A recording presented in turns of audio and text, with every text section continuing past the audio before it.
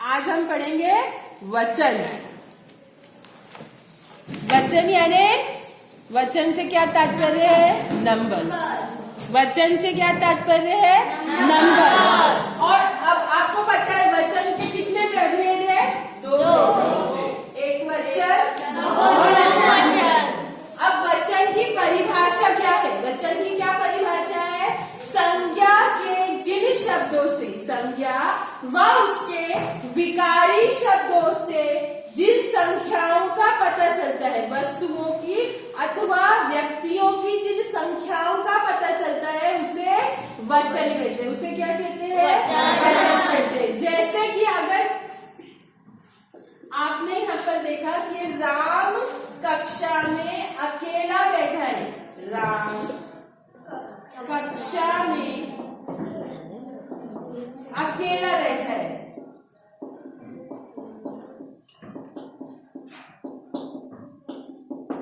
अब ये अकेला जो शब्द है, ये क्या कर रहा है?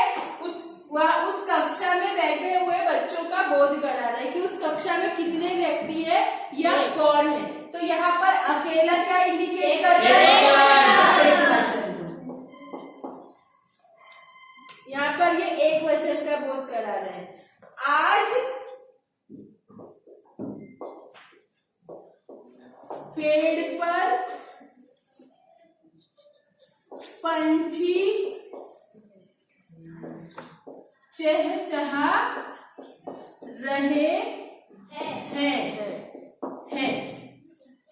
अब यहाँ पर आप बोलेंगे कि हमें समझ में नहीं आ रहा कि ये एक वचन है या बहुवचन है।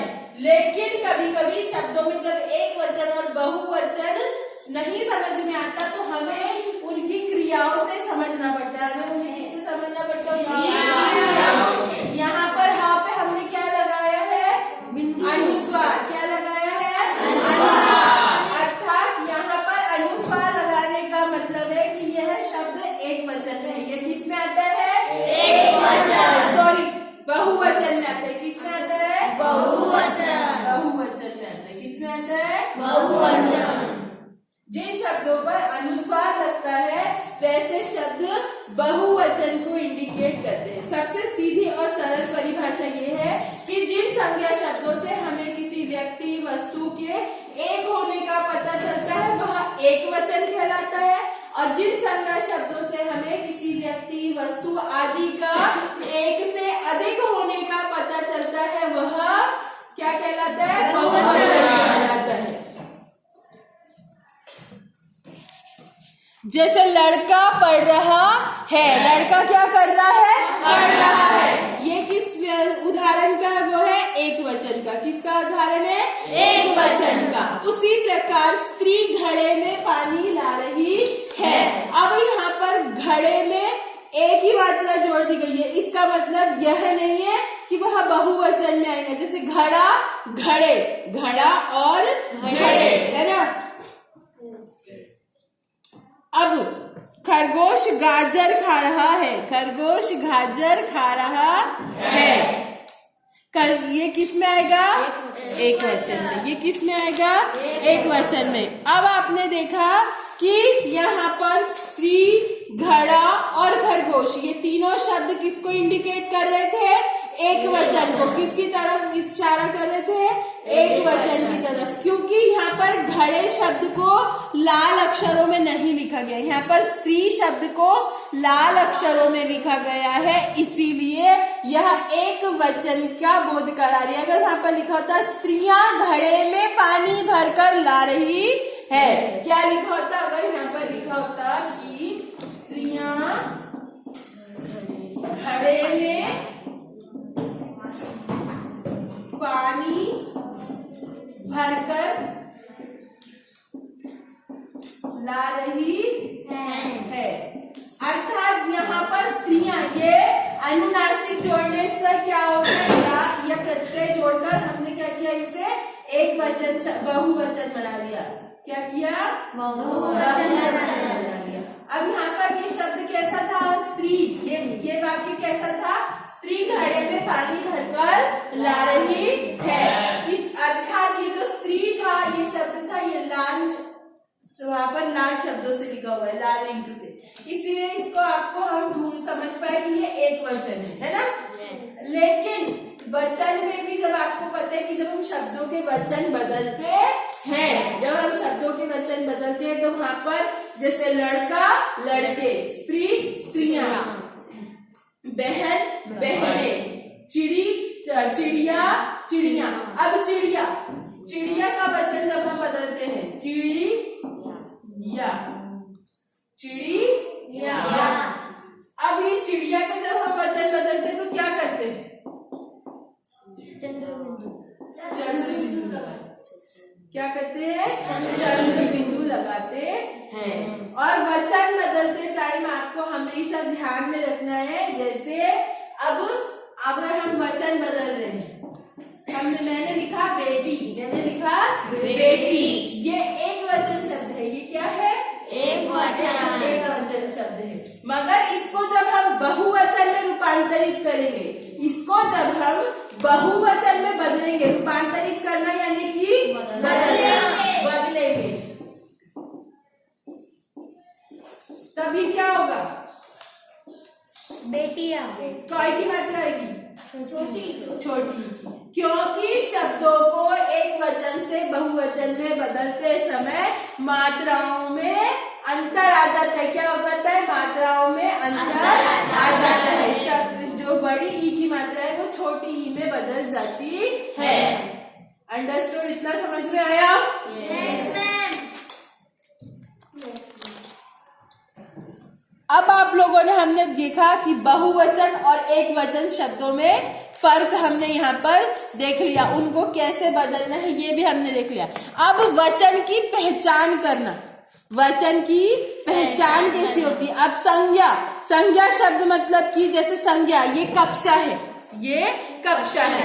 और अगर ऐसी 4 क्लासरूम्स मिल गई तो क्या हो जाएगा? क्या बोलेंगे हम? कक्षाएं। तो कक्षा में एक भी अध्यापक नहीं है, कक्षा में एक भी अध्यापक नहीं है। ये क्या होता है? ये एक वचन वाक्य है। कौन सा वाक्य है? किस में आ रहा है? एक वचन। अब कक्षाओं में अध्यापक नहीं है, कक्षाओं में अध्यापक नहीं है, मतलब कि बहुवचन। अब ऐसा भी लिख सकते हैं कि सारी कक्षाएं खाली हैं, तो ये भी क्या होगा? बहुवचन। कक्षा कक्षाएं। उसी प्रकार लड़का लड़के, बेटी बेटिया, चिड़िया चिड़िया। समझ में आया? बच्चा बच्चे, माता माताएं, माता यानी मम्मी, माताएं यानी मम्मीज, मम्मीज। जैसे आपकी मेरी सबकी मम्मी मिल गई तो क्या हो जाएगा? माताएं बोलेंगे ना उनको। हम कहीं हिंदी में भाषण सुनते हैं और मोदी जी का जब भाषण सुनते हैं तो मोदी जी क्या बोलते हैं? मेरी आदरणीय मित्रगणों, मेरे भाई बहनों, बंधु बांधवों और माताओं बहनों, या मेरी माताएं बहनें, है ना? बोलते हैं कि नहीं बोलते? तो वहां पर एक मम्मी नहीं बैठी होती, बहुत सारी मम्मियां होती हैं, इसीलिए मम्मियों के लिए क्या यूज किया उन्होंने? माताएं। इसीलिए किसी भी शब्द को एक वचन से बहुवचन में जब हम परिवर्तित करते हैं तो उसके ऊपर या तो अनुस्वार लगता है या तो उसकी मात्रा चेंज हो जाती है। अब सर्वनाम शब्दों में जब हम वचन को पहचानते हैं तो जैसे मैं यानी कि एक वचन, मैं यानी एक वचन, और हम यानी बहुवचन, तू, ये सर्वनामिक शब्द है। जैसे कि वह एक वचन, वे बहुवचन, तुम एक वचन, सॉरी तू एक वचन, तुम बहुवचन। अब कई बार हम बहुवचन शब्दों का प्रयोग अपने से बड़ों के लिए भी करते हैं। बहुवचन शब्दों का प्रयोग हम लोग आदर रूपी, जैसे हम किसी को रिस्पेक्ट देते हैं, जैसे अब पापा आ गए तो क्या बोलते हैं? मम्मी पापा जी आ गए। तो वहां पर हमने क्या किया? आदर स्वरूप भी क्या किया? बहुवचन शब्दों का प्रयोग किया। उसी प्रकार अब क्रिया मतलब जिससे किसी व्यक्ति के कार्य के करने का पता चलता है या कार्य हो रहा है यह पता चलता है, उसे क्रिया कहते हैं। जैसे आया, आया वह अंदर आया, वे बाहर गए, वह अंदर आया, वे बाहर गए। अब आया जो शब्द है ये सिंगल व्यक्ति के लिए यूज हो रहा है ना? आपको यही समझ में आया कि ये किसके लिए यूज हो रहा है? सिंगल व्यक्ति के लिए। अब यहाँ पर आया का हमने आय कर दिए, क्या कर दिए? आय कर दिए। परंतु ये जो आय है ये शब्द भी हम एक वचन में यूज कर सकते हैं। हम एक वचन में यूज कर सकते हैं। क्या लिखेंगे? अब मैं बाहर जा रही हूँ, यह सर आ रहे हैं, तो आप सर के लिए क्या बोलेंगे? कि वे आ रहे हैं या वे आए, है ना? मैं बोलूंगी उज़ैर अंदर आया, क्या बोलूंगी? उज़ैर अंदर आया। लेकिन अगर सर अंदर आएंगे तो हम क्या बोलेंगे? वे अंदर आए। इसीलिए ये जो आय शब्द है हम इसको एक वचन में भी उपयोग में कर सकते हैं और बहुवचन में भी इसका उपयोग कर सकते हैं। समझ में आया इतना? अब ऐसे कई शब्द होते हैं, आपने ऐसे कई लिंग के शब्द देखे हैं। हमने जब कल लिंग पढ़ा था तो देखे हैं कि वो शब्द बहुवचन हमेशा सदैव एक ही लिंग में रहते हैं। इसीलिए ऐसे कई शब्द हैं जो कि हमेशा एक वचन में भी रहते हैं या उनके लिंगों का बोध हमें क्रियापदों द्वारा होता है। जैसे कि पशु, पशु, मकान, हाथी, आदमी, पिता, देवता, पिता, ये सारे शब्द हमेशा क्या होते हैं? इनका जो बोध होता है, इनकी जो पहचान होती है वो क्रियापदों द्वारा होती है। जैसे कि गन्ने के खेत में हाथी घूम रहा है, गन्ने के खेत में हाथी घूम रहा है। गन्ने के खेत में हाथी घूम रहा है। अब आप बोलेंगे ये क्या, कौन सा शब्द है? एक वचन है ये, एक वचन। अब हमको इसको बहुवचन में बदलना है। क्या करेंगे हम? रहे हैं। क्या होगा? रहे हैं। अब मैंने क्या किया यहाँ पर? रहे, इसको हाथ को हटा के हमने है कर दिया। अब आप बोलेंगे मैम हाथी का हाथियों होना चाहिए था, हाथी का हाथियों होना चाहिए था या हाथियां होना चाहिए था। नहीं, यहाँ पर हमने इस वचन को शब्दों के क्रियापद से पहचाना। शब्दों का क्रियापद मतलब क्रिया के होने का समय या क्रिया के होने की विधि। अब यहाँ पर गन्ने के खेत में हाथी घूम रहे हैं। हाँ पर क्या लगाया हमने? अनुस्वार। हाँ पर क्या लगाया हमने? अनुस्वार। रहे हैं, इसीलिए ये किस में बदल गया? बहुवचन में। किस में बदल गया? बहुवचन में बदल गया। इतना समझ में आया?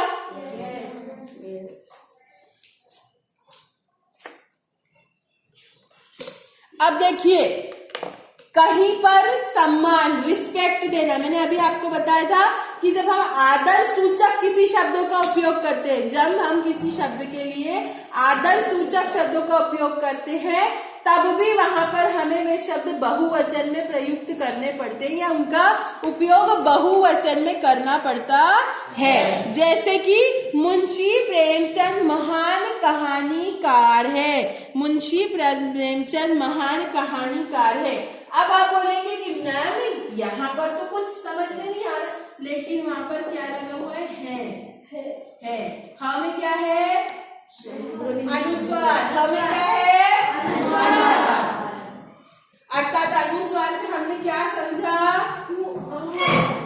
ये बहुवचन शब्द नहीं है, परंतु इसे सम्मान, ये एक ही वचन में है, लेकिन जहाँ पर हम सम्मान देते, जहाँ पर हम रिस्पेक्ट देते, वहां पर हम इन बहुवचन में शब्दों का प्रयोग करते हैं। दादाजी घर पर आए हैं या दादाजी खाना खा रहे हैं। हाँ में क्या आया? अनुस्वार। रहा है, रहे हैं, रही है, ये सारे शब्दों के पीछे से आपको पता चलता है कि यहाँ पर शब्द बहुवचन में है या नहीं। समझ में आया?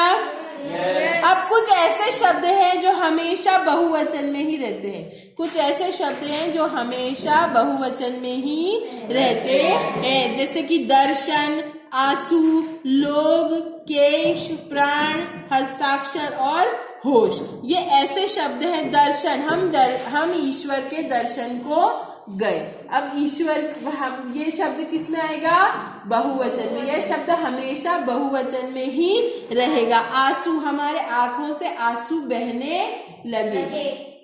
ये ऐसा हम बोल सकते क्या उसकी आंखों से आंसू बह रहा है? बोल सकते नहीं। आंसू यह शब्द अपने आप में ही बहुवचन में प्रयुक्त होता है।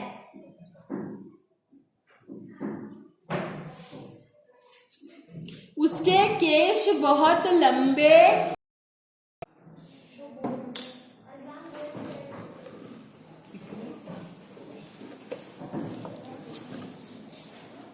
अब ऐसी कुछ धातुएं हैं, जो धातु पदार्थ हैं वो भी हमेशा आपको किस में मिलेंगी? एक बहुवचन में या एक वचन में मिलेंगी। हमेशा किस में मिलेंगी? आपको एक वचन में मिलेंगी। कौन कौन सी चीजें? चांदी, लोहा, सोना, घी, तांबा, ये सारे शब्द धातु हैं। ये सारे क्या है?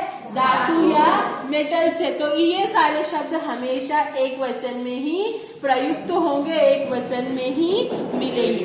अब भाववाचक संज्ञाएं हमेशा एक वचन में रहती हैं। भाववाचक संज्ञाएं जो होती है वो हमेशा एक वचन में होती है। दया, प्रेम, क्रोध, करुणा, व्यथा, मिठास, ये ऐसे सारे शब्द हैं जो कि हमेशा एक वचन में ही आएंगे। इतना समझ में आ गया? शब्दों में फर्क समझ में आया? चलिए अब देखिए, हम आओ पाठ को दोहराएं। एक वचन और अनेक वचन क्या करते हैं? एक वचन और अनेक वचन क्या करते हैं? एक वचन संज्ञा शब्दों के या वस्तुओं के एक होने का बोध कराते हैं, और बहुवचन संज्ञा शब्दों, वस्तुओं, प्राणियों के एक से अधिक होने का बोध कराते हैं। वचन एक और अनेक संख्या का ज्ञान कराता है। वचन के कितने भेद है? दो। एक वचन और बहुवचन।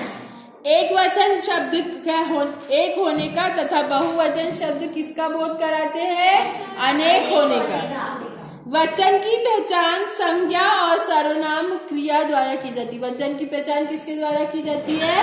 संज्ञा, सर्वनाम और क्रिया के द्वारा।